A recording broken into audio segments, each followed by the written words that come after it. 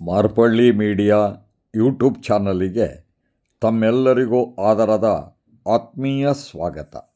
ಸ್ನೇಹಿತರೆ, ಬಾಗಲಕೋಟೆಯ ಬಾದಾಮಿಯ ಬಳಿ ಚೋಳಚಗುಡ್ಡದಲ್ಲಿರುವ ಆದಿಶಕ್ತಿ ರೂಪದ ಶಾಕಾಂಬರಿ ಎಂದು ಕರೆಯಲ್ಪಡುವ ಬನಶಂಕರಿಯ ದೇವಾಲಯ ಅತ್ಯಂತ ಕಾರಣಿಕ ಹಾಗೂ ಪ್ರಸಿದ್ಧ ದೇವಾಲಯ ಎನಿಸಿದೆ. ಕ್ರಿಸ್ತ ಶಕ 603ರಲ್ಲಿ ಕಲ್ಯಾಣ ಚಾಲುಕ್ಯರ ದೊರೆ ಜಗದೇಕ ಮಲ್ಲನು ಈ ದೇವಾಲಯವನ್ನು ನಿರ್ಮಿಸಿದನೆಂದು ಹಾಗೂ ಇದಕ್ಕೂ ಮೊದಲು ಈ ದೇವಿಯ ಸಾನ್ನಿಧ್ಯ ಇತ್ತೆಂದು, ನಂತರದಲ್ಲಿ ವಿಜಯನಗರದ ದೊರೆ ಅಚ್ಯುತರಾಯ ಹಾಗೂ ಕ್ರಿಸ್ತ ಶಕ 1750ರಲ್ಲಿ ಮರಾಠ ಮುಖ್ಯಸ್ಥ ಪರಶುರಾಮ ಅಗಲೆ ಜೀರ್ಣೋದ್ಧಾರ ಮಾಡಿದರೆಂದು ಇಲ್ಲಿನ ಇತಿಹಾಸದಿಂದ ತಿಳಿದುಬರುತ್ತದೆ. ಸ್ಕಂದ ಪುರಾಣ ಮತ್ತು ಪದ್ಮಪುರಾಣ ರೀತ್ಯ ಈ ಸ್ಥಳದಲ್ಲಿ ದುರ್ಗಮಾಸುರ ಎಂಬ ರಾಕ್ಷಸ ಸಜ್ಜನರಿಗೆ ಕಿರುಕುಳ ನೀಡುತ್ತಿದ್ದ. ಅದನ್ನು ಕಂಡಂತಹ ಸಜ್ಜನರು ದೇವತೆಗಳು ಪಾರ್ವತೀ ದೇವಿಯನ್ನು ಪ್ರಾರ್ಥನೆ ಮಾಡಿದಾಗ ತಾಯಿ ಪ್ರತ್ಯಕ್ಷಳಾಗಿ ದುರ್ಗಮಾಸುರನನ್ನು ಸಂಹಾರ ಮಾಡಿ ಲೋಕೋದ್ಧಾರ ಮಾಡಿದಳೆಂದು ಉಲ್ಲೇಖ ಇದೆ. ಶ್ರೀ ದುರ್ಗಾ ಸಪ್ತಶತಿ ಮಹಾತ್ಮೆಯಲ್ಲಿ ಬರುವಂಥ ಒಂದು ಮಂತ್ರ ಇದೆ. ತಥೋಹಮಖಿಲಂ ಲೋಕಮಾತ್ಮ ದೇಹ ಸಮುದ್ಭವೈ ಭರಿಷ್ಯಾಮಿ ಸುರಶಾಖೈರವೃಷ್ಟೈ ಪ್ರಾಣಧಾರಕೈ.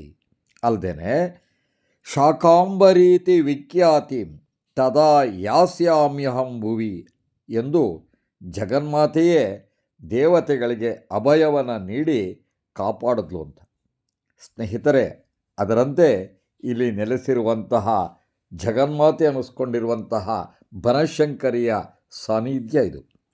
ಇಲ್ಲಿರುವಂಥ ಸುಮಾರು 5 ಅಡಿ ಎತ್ತರದ ದೇವಿ ಕಪ್ಪು ಶಿಲೆಯ ಸಿಂಹದ ಮೇಲೆ ಕುಳಿತಿದ್ದು ರಾಕ್ಷಸನನ್ನು ಸಂಹರಿಸುತ್ತಿರುವ ಭಂಗಿಯಲ್ಲಿದ್ದು, ಈ ದೇವಿಗೆ 3 ಕಣ್ಣುಗಳು ಹಾಗೂ 8 ಕೈಗಳಲ್ಲಿ ಬಲಗೈಯಲ್ಲಿ ಖಡ್ಗ, ಗಂಟೆ, ತ್ರಿಶೂಲ, ಲಿಪಿ ಹಾಗೂ ಎಡಗೈಯಲ್ಲಿ ಢಮುರಗ, ಡಾಲು, ರುಂಡ, ಅಮೃತ ಪಾತ್ರೆಯನ್ನು ಹಿಡಿದ ಭವ್ಯ ಮೂರ್ತಿಯು ಭಕ್ತಾದಿಗಳ ಮನಸ್ಸಿಗೆ ಭಕ್ತಿಯ ಪರವಶತೆಯನ್ನು ಉಂಟು ಮಾಡುತ್ತದೆ.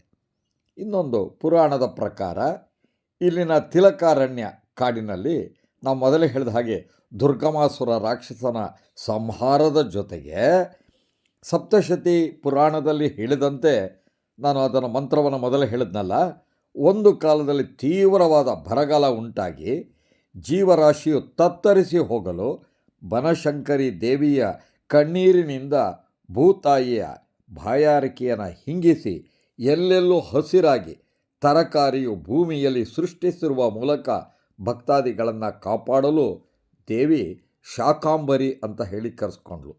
ತರಕಾರಿ ಅನ್ನೋದನ್ನು ನಾವು ಶಾಖ ಅಂತ ಹೇಳ್ತೀವಲ್ಲ, ಅದನ್ನೇ ಅಂಬರ, ಶಾಕಾಂಬರಿ ಇದೆ. ಬನಶಂಕರಿ ದೇವಿಯನ್ನು ಬಾಲವ್ವ, ಚೌಡೇಶ್ವರಿ, ಸಂಕವ್ವ, ವನದುರ್ಗೆ ಹೀಗೆ ಗ್ರಾಮೀಣ ಪದದಲ್ಲಿ ಆ ತಾಯಿಯನ್ನು, ಗ್ರಾಮೀಣ ಸೊಗಡನ್ನು ನಾವಿಲ್ಲಿ ಕಾಣ್ತೇವೆ. ಕರ್ನಾಟಕದಲ್ಲಿ ಮಾತ್ರವಲ್ಲದೆ ಈ ದೇವಿಯನ್ನು ದೇಶದ ನಾನಾ ರಾಜ್ಯಗಳಿಂದ, ವಿಶೇಷವಾಗಿ ಮಹಾರಾಷ್ಟ್ರ, ಆಂಧ್ರ ಪ್ರದೇಶ ಮತ್ತು ತಮಿಳುನಾಡುಗಳಲ್ಲಿಯೂ ಭಕ್ತಿಯಿಂದ ಇಲ್ಲಿಗೆ ಬಂದು ದೇವಿಯನ್ನು ಆರಾಧಿಸಿ ಪೂಜೆ ಮಾಡ್ತಾರೆ. ಸ್ನೇಹಿತರೆ, ಜನವರಿ ಅಥವಾ ಫೆಬ್ರವರಿಯಲ್ಲಿ ಬರುವಂತಹ ಬನಶಂಕರಿಯ ಜಾತ್ರೆ ಇದೆಯಲ್ಲ, ಅತ್ಯಂತ ಪ್ರಸಿದ್ಧಿ ಪಡೆದಿದೆ. ಮಾಘ ಮಾಸದ ಹುಣ್ಣಿಮೆಯ ದಿನ ಈ ಜಾತ್ರೆಯನ್ನು ಅತ್ಯಂತ ವಿಜೃಂಭಣೆಯಿಂದ ನಡೆಸಲಾಗುತ್ತೆ. ತಾವು ನೋಡ್ತಾ ಇದ್ದೀರಿ, ಈಗ ಈ ಹೊತ್ತಿನಲ್ಲಿ ಜಾತ್ರೆ ಬಾದಾಮಿಯಲ್ಲಿ ನಡೀತಾ ಇದೆ ಅತ್ಯಂತ ವಿಜೃಂಭಣೆಯಿಂದ.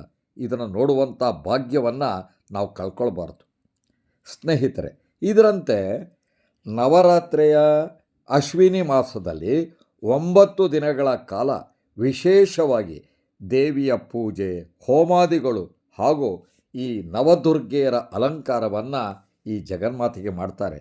ದೇವಿಯ 9 ದಿನಗಳ ಅಲಂಕಾರವನ್ನು ನೋಡಲು ಭಕ್ತರ ದಂಡು ಸಾಗರೋಪಾದಿಯಲ್ಲಿ ಇಲ್ಲಿಗೆ ಬರ್ತಾರೆ. ವಿಶೇಷವಾಗಿ ಉತ್ತರ ಕರ್ನಾಟಕದ ಅಧಿಕೃತ ಊಟ ಕೇಳಿದೀವಲ್ಲ, ಜೋಳದ ರೊಟ್ಟಿ, ಕಾಳು ಪಲ್ಯ, ಚಟ್ನಿ, ಪುಂಡಿ ಪಲ್ಯ, ಇದನ್ನೆಲ್ಲ ಈ ಜಾತ್ರೆಯ ಕಾಲದಲ್ಲಿ ನಾವು ಅಲ್ಲಿಗೆ ಹೋದಾಗ ನೋಡಬಹುದು.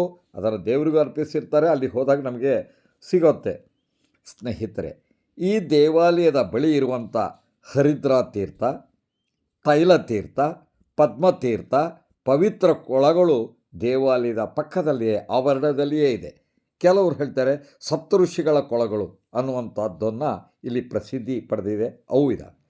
ಮಂಗಳವಾರ, ಶುಕ್ರವಾರ ಹಾಗೂ ಭಾನುವಾರದಂದು ಈ ದೇವಿಗೆ ನಿಂಬೆಹಣ್ಣಿನ ಸಿಪ್ಪೆಯಲ್ಲಿ ದೀಪವನ್ನು ಬೆಳಗಿಸುವಂಥ ಪೂಜೆ ಪ್ರಮುಖ ಆಚರಣೆಯಾಗಿದೆ.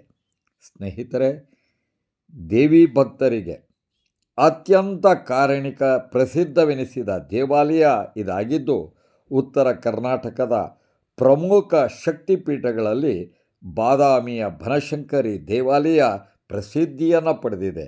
ಇಂತಹ ದೇವಾಲಯಕ್ಕೆ ನಾವು ಹೋಗಿ ಆ ತಾಯಿಯ ದರ್ಶನವನ್ನು ಮಾಡುವಂಥದ್ದು ಮಹಾಪುಣ್ಯ.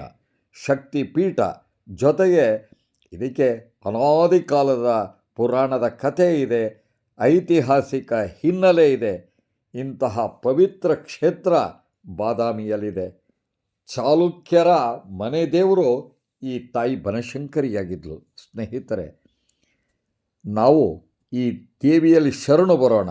ಅತ್ಯಂತ ಪವಿತ್ರ ಮಂತ್ರವಾದಂಥ ಸರ್ವಮಂಗಳ ಮಾಂಗಲ್ಯೆ ಶಿವೇ ಸರ್ವಾರ್ಥ ಸಾಧಿಕೆ ಶರಣ್ಯೆ ತ್ರ್ಯಂಬಕೆ ದೇವಿ ನಾರಾಯಣೀ ನಮೋಸ್ತುತೆ.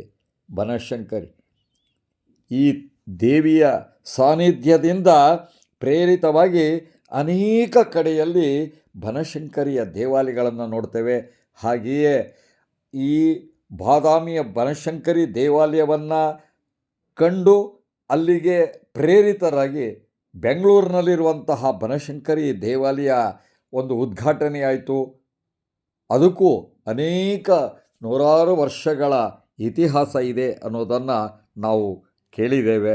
ಸ್ನೇಹಿತರೆ, ತಮಗೆಲ್ಲರಿಗೂ ಬನಶಂಕರಿಯ ಅನುಗ್ರಹ ದೊರಕಲಿ ಅಂತ ಹೇಳ್ತಾ ನನ್ನ ಮಾತನ್ನು ಮುಗಿಸ್ತೇನೆ. ನಮೋ ಬನಶಂಕರಿ, ನಮೋ ಶಾಕಾಂಬರಿ, ನಮೋ ನಮಃ.